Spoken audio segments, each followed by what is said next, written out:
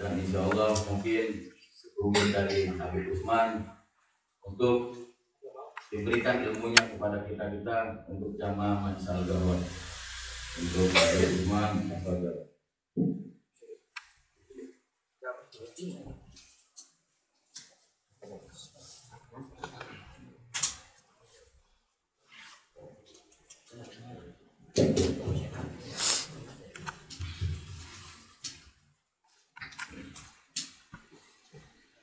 Bismillahirrahmanirrahim. Assalamualaikum warahmatullahi wabarakatuh. Waalaikumsalam warahmatullahi wabarakatuh. Alhamdulillah. Alhamdulillahirabbil alamin. Wa bihi nasta'inu ala umuri dunya wad din. Rabbi shrah li sadri wa yassir li amri wahlul 'uqdatam min lisani yafqahu qawli. Rabbi zidni ilman warzuqni fahma. Subhanaka la ilma lana illa ma 'allamtana innaka antal alimul hakim. Wa tub 'alaina ya maulana innaka antat tawwabur rahim. Amma ba'd. Pertama-tama saya hormati sahabat Sahibul Majlis dari Umar dari Ahmad Al-Badri, kemudian para jemaah Majelis Gawat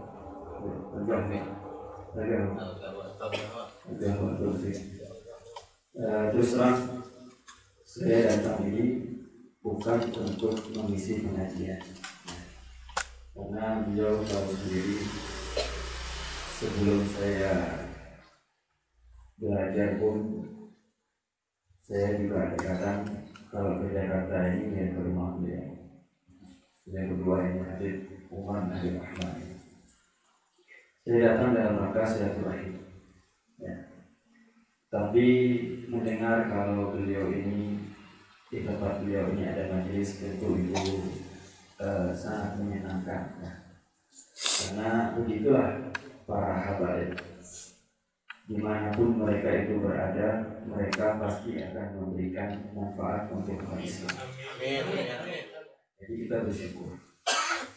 Kita bersyukur kalau di sekitar tempat tinggal kita itu ada wadah yang menampung atau memberikan arahan pelajaran ilmu kepada kita, khususnya orang awam, agar kita lebih mengerti sebetulnya kita hidup di dunia ini kemana arah kita, apa yang harus kita lakukan.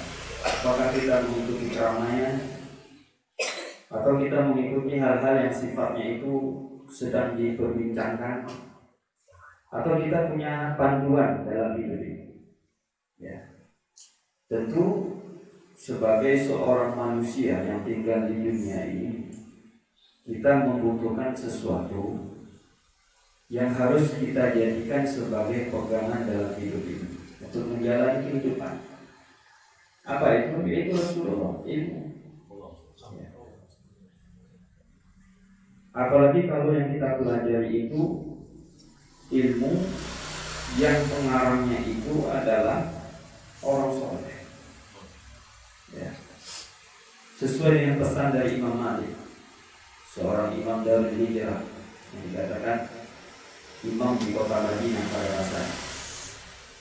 Beliau mengatakan, inna hadzal ilma din, fanzuru amman ta'khuduna dinakum. Ilmu ini adalah agama. Kalau orang salah belajarnya, agamanya akan salah. Maka lihatlah dari siapa kita mengambil ilmu. Kalau kita tidak memperhatikan sumber ilmu yang kita dapatkan, kita akan merasakan seperti sebuah kejanggalan, seperti ada sesuatu yang kurang. Ya. Maka di dalam mengambil ilmu, di dalam mempelajari ilmu, di antara hal-hal yang harus kita perhatikan adalah sumber. Ini siapa pengarangnya? Ini sumbernya dari mana? Kutipannya dari mana? Rujukannya apa? Karena penting untuk kita ketahui, karena ini bersangkutan dengan agama kita. Kita tidak boleh masa bodoh. Siapa yang mengajar kita? Kita tidak boleh masa bodoh. Apa kitab yang kita baca, kita harus tanyakan. Kita harus tahu.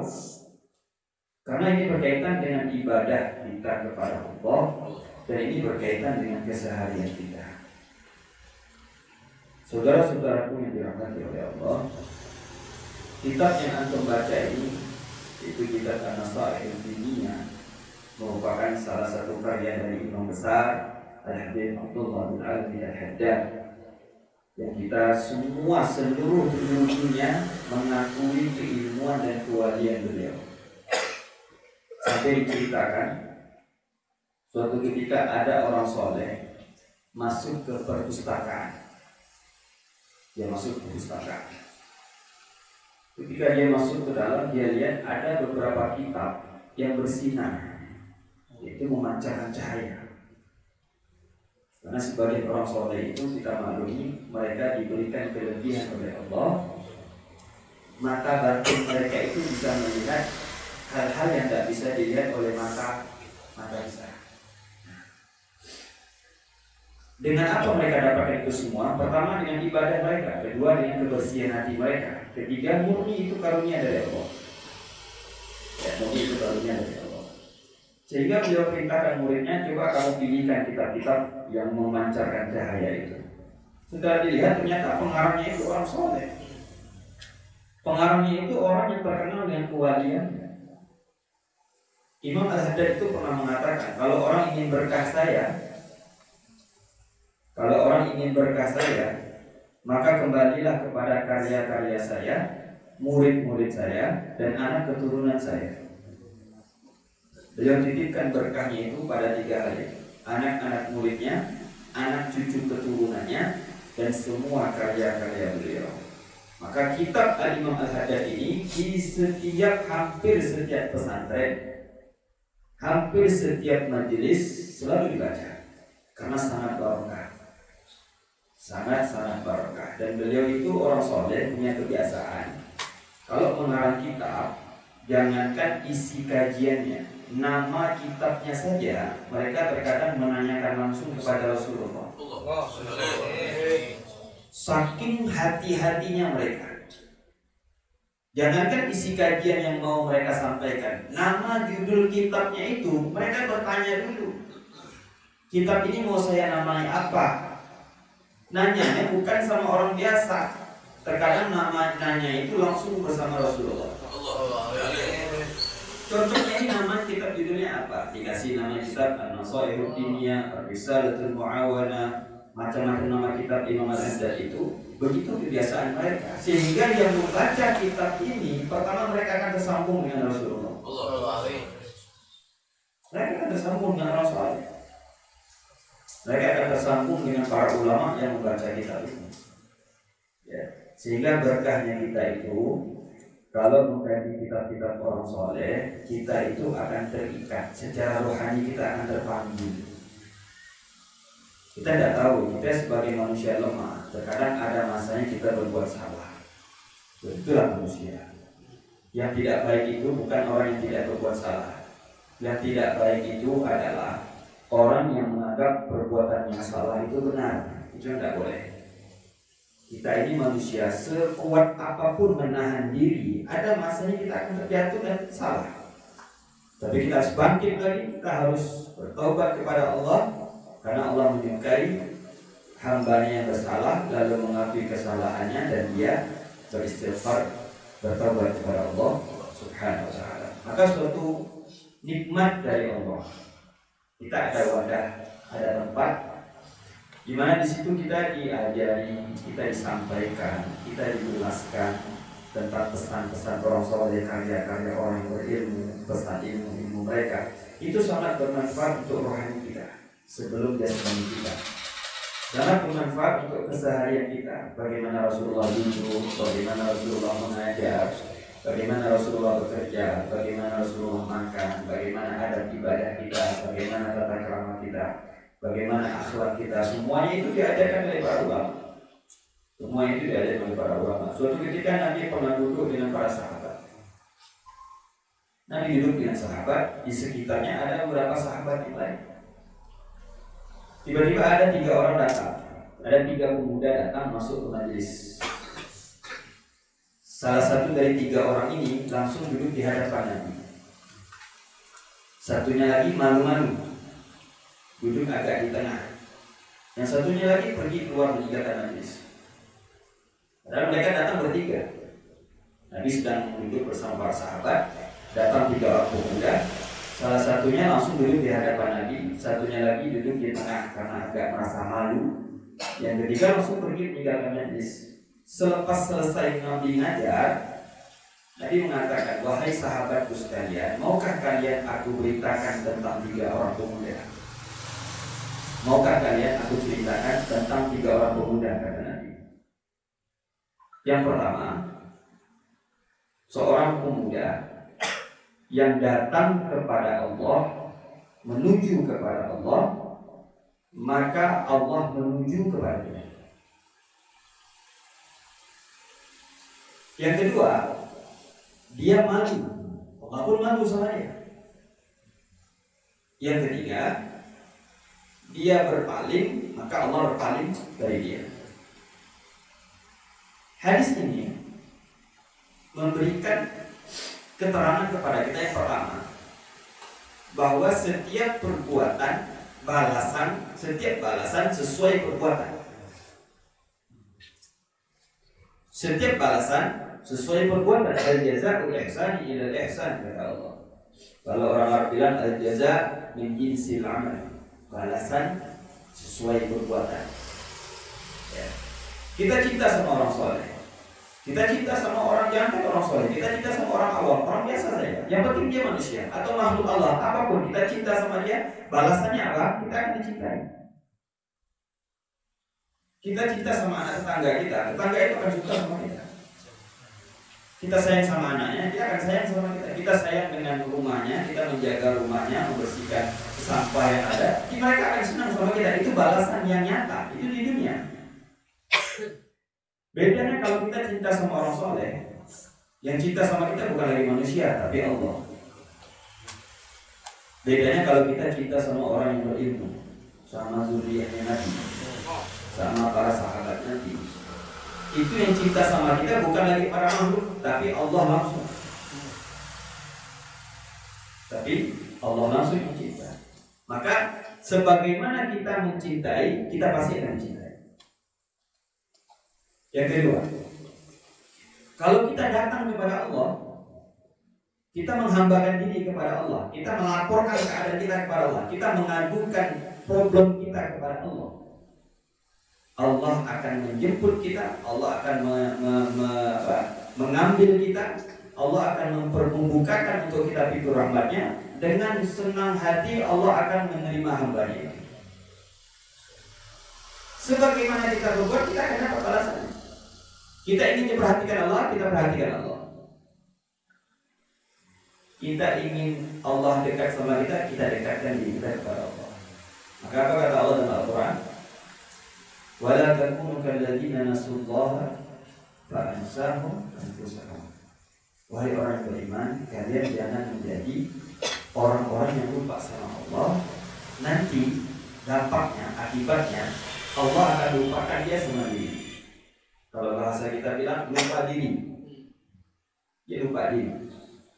Usia sudah tua, jenggot sudah kelihatan, uban sudah keluar, tapi belum mau sholat, belum mau baca Quran, belum mau hadir majlis. Itu orang yang lupa diri. Akibat dari dia lupa sama Allah. Nauzubillah. Dan tidak sedikit kita lihat orang-orang tua banyak bermaksiat kepada Allah.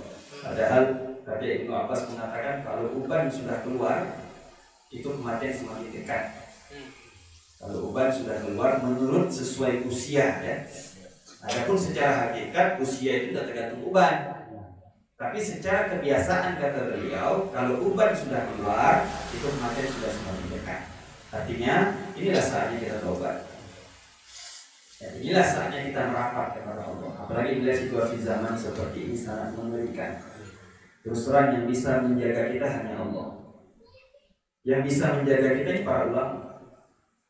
Yang bisa membentengi anak istri keluarga kita orang-orang saleh. Apa kata Rasulullah mengatakan? Kalau 4 hal sudah terjadi Dan keempat itu sudah terjadi di zaman kita. Kata Rasulullah, kalian fokus sama diri kalian, sama keluarga kalian, dan sama orang yang mau mendengarkan kalian. Akan ada perubahan yang sangat besar dalam diri umat Islam. Akan ada perubahan secara akidah, ya, secara akidah. Secara akhlak, ya, secara akhlak. Akan ada perubahan yang sangat besar. Anak kecil tidak lagi sungkan dengan orang tua. Orang awam tidak lagi hormat dengan ulama. Orang awam tidak lagi menjaga adab dengan habaib, dengan sahabat. Itu perubahan yang luar biasa. Yang pertama Nabi mengatakan, kalau kalian melihat syuhan muta'ah, kikir yang dituruti, kikir dalam agama. Mereka kikir, mereka enggan mengorbankan waktu mereka untuk duduk mendengarkan kajian agama. Mereka tidak mau. Dan ketidakmauan itu dituruti dan dinikmati sama mereka. Mereka bangga kalau mereka tidak hadir majelis. Itu namanya syuhan muta'ah. Wahwan muta'ah. Hawa nafsu diikuti. Mereka tahu ini benar, mereka tinggalkan atau mereka langgar. Tahu kita, kalau orang tidak sholat, namanya tercantum di neraka. Kita tahu itu, tapi kita masih tidak sholat. Itu namanya hawa nafsu. Dia tahu dampak dari perbuatan, tapi masih dilakukan. Ini zaman sekarang, zaman kita. Orang dulu kan takut, paling takut mereka kalau yang namanya meninggalkan sholat. Nah yang ketiga, dunia mu'asarah. Dunia yang terlalu dibangga-banggakan, dunia yang terlalu dinomorsatukan. Orang sampai rela menjual dirinya hanya untuk bagian kecil dari dunia. Dia fitnah saudaranya karena urusan dunia. Bahkan dia bunuh saudaranya hanya untuk kepentingan dunia. Itu namanya dunia mu'asarah. Ya, 3 sudah. Yang dikatakan Nabi itu sudah terjadi semua. Yang keempat, i'jaba kulli dzira'in bi ra'yi. Orang masing-masing sombong dengan pendapatnya. Murid kadang tidak percaya sama omongan gurunya. Anak tidak manut sama orang tua. Orang tua bilang A, si anak bilang B. Merasa sombong dengan pendapat mereka masing-masing. Orang awam tidak lagi mendengarkan fatwa para ulama. Dia merasa dia punya fatwa, dia punya pendapat, dia juga punya pikiran yang harus diikuti, harus didengarkan. Itu namanya orang yang sombong dengan pendapat masing-masing. Zaman sekarang. Lalu apa solusinya? Kemana arah kita? Apa kata Rasulullah? Fa'alaika bi khalsati nafsi. Maka kata Nabi, solusinya kamu fokus dengan diri kamu. Karena kamu akan capek, kamu akan lelah. Fokus sama orang yang mau duduk sama kita, sama orang yang mau belajar sama kita. Jangan kita mengikuti keramaian yang ada, yang lagi viral berita ini, jangan kita ikuti. Kita fokus di rumah sama anak istri, baca Quran, duduk zikir, ikut majelis taklim, ibadah sampai kita meninggal dunia. Kita akan selamat. Kalau tidak, kita akan tersesat sama keramaian orang. Wada'anka amral ammah, kata Nabi, tinggalkan keramaian-keramaian itu. Kita sedang menghadapi situasi yang sangat mengerikan. Akidah terancam, akhlak terancam, kebodohan merajalela. Yang ingin mau dapat solusinya, silakan cari majelis yang baik. Cari guru-guru yang baik. Duduklah sama mereka sampai kita meninggal dunia, kita akan selamat. Kalau kita keluar dari jalur mereka, jangan salahkan kalau besok anak kita kurang ajar sama kita. Kalau kita tidak merapat kepada majelis orang-orang soleh, jangan salahkan kalau istri kita kurang ajar sama kita. Kalau kita tidak merapat kepada majelisnya Rasulullah, maka jangan salahkan kalau orang tidak lagi menghargai kita. Jadi solusi yang terbaik dalam hidup ini adalah kita menempatkan diri kita dalam majelis ilmu. Percayalah, kalau sudah kitab orang soleh yang dikaji, di situ ada berkah. Berkah dalam waktu kita, berkah dalam pikiran kita. Pikiran itu jernih, pikiran itu pikiran yang bersih. Hartanya diberkahi, dapat uang 1 juta, puasnya luar biasa. Anak istrinya berkah, soleh, manut semuanya, dengar cakap.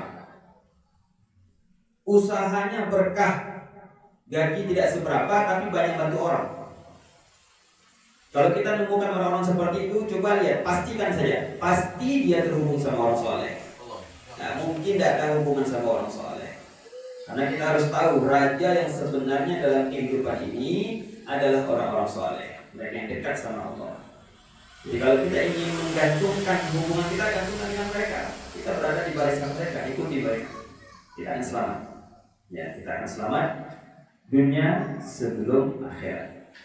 Dunia akhirat kita selamat. Kata Allah dalam Al-Quran, ya ayyuhalladzina amanu tubu ilallahi taubatan nasuha.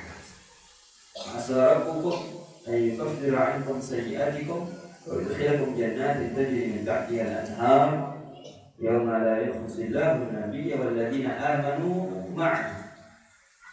Hai orang beriman, taubatlah kepada Allah sebaik-baiknya taubat. Niscaya Allah akan ampunkan semua dosa kita. Semua, tidak ada yang disisakan. Allah itu tidak peduli. Loh ya Allah, tadi malam saya berzina, Allah tidak peduli. Yang penting hari ini kita tobat. Barusan kemarin saya mencuri, ya Allah, Allah tidak peduli. Yang penting malam ini kita tobat. Kalau malam ini kita tobat, besok pagi nggak ada dosa lagi. Tinggal kita jaga. Tinggal kita jaga. Itu di dunia. Di akhirat apa kata Allah? Allah tidak akan menyia-nyiakan Rasulullah dan orang yang bersamanya. Bersama Nabi, bersama pewaris Nabi, bersama pecinta Nabi, bersama orang soleh. Di dunia saja kita bahagia, apalagi di akhirat. Dunia saja orang-orang soleh itu bahagia, apalagi di akhirat. Di dunia saja kita duduk sama orang soleh itu nikmatnya luar biasa, apalagi di akhirat. Yauma la yukhzillahu an-nabiyya walladzina amanu ma'ahu. Orang-orang yang beriman yang selalu bersama beliau, mereka tidak akan pernah disia-siakan oleh Allah. Kita hanya perlu bersabar. Sabar saja dalam hidup ini. Kita harus duduk di majlis, ya, sabar saja. Kita harus mengorbankan waktu kita. Kita harus sabar. Kata Nabi, hatta talqani 'alal haud. Sampai kapan? Sampai kita menemui Nabi di Telaga Kausar nanti. Karena kalau kita mau hitung-hitungan, kita tidak lama hidup di dunia.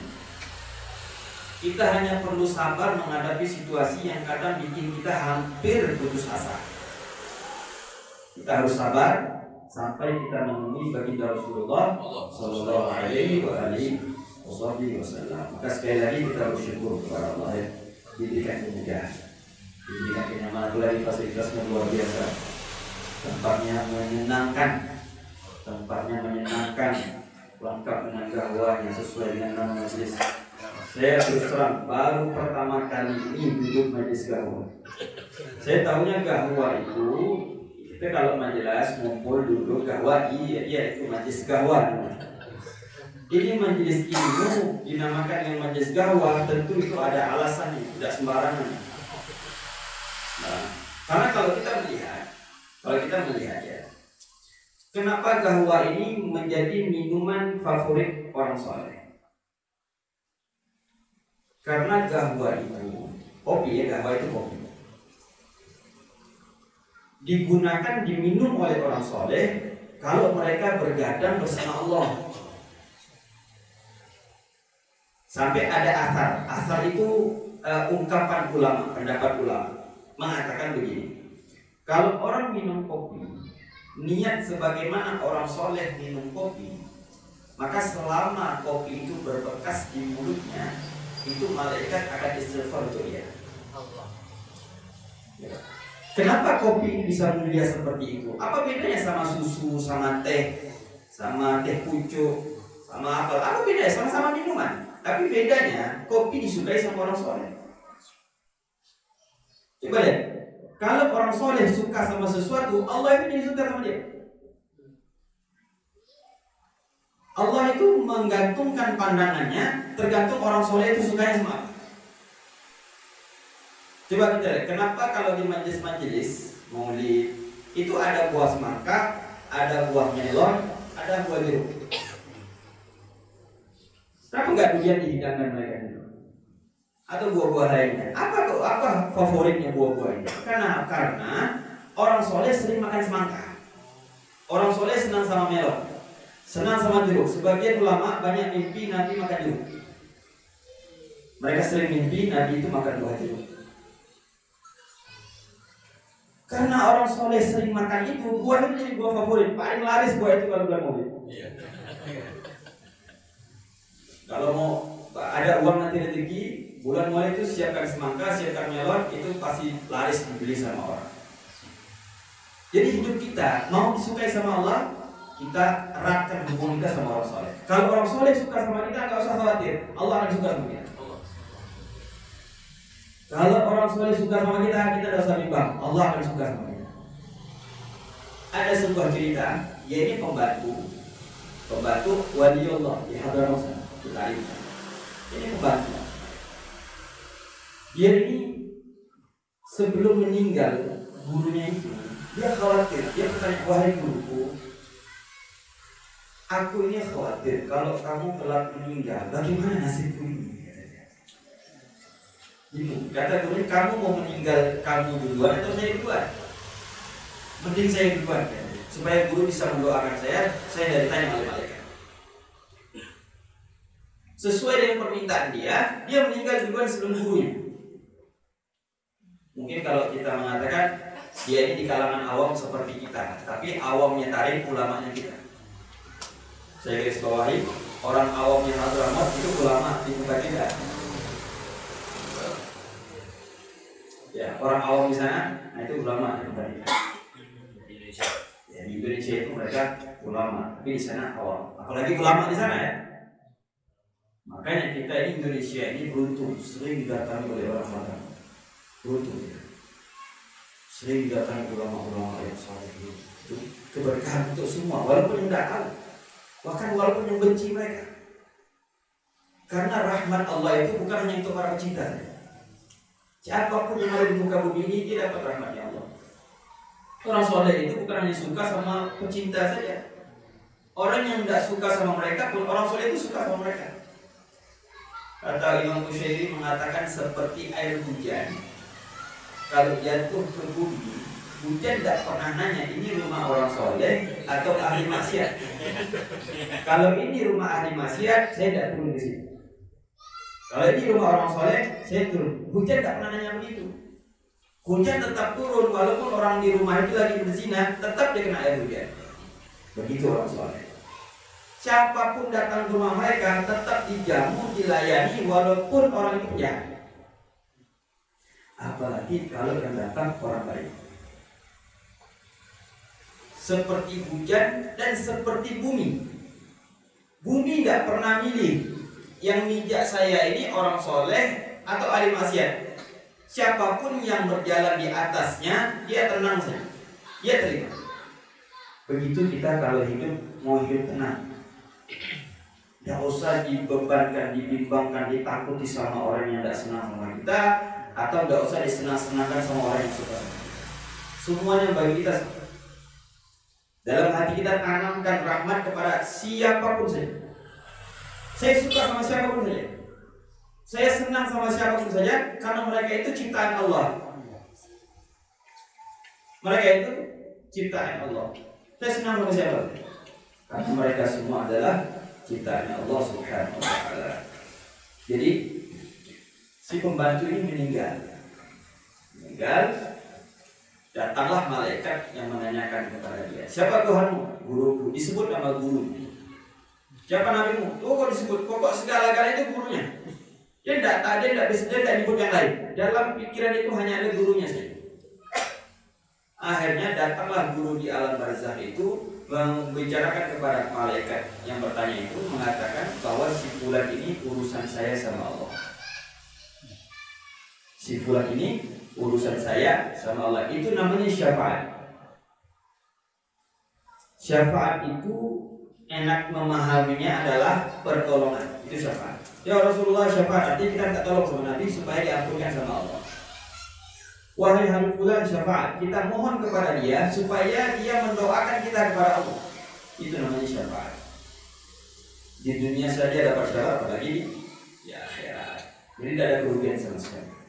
Kita duduk sama orang soleh, ada di majelisnya, cuma kita hanya minta kepada Allah ketetapan hati saja. Karena terus terang godaan duduk di majelis itu jauh lebih berat daripada godaan kita beribadah kepada Allah. Orang bisa saja dia sekarang dia duduk menghatamkan Al-Quran, dia duduk 1 juz membaca Al-Quran. Tapi kalau duduk di majelis itu berat, karena duduk di majelis itu lebih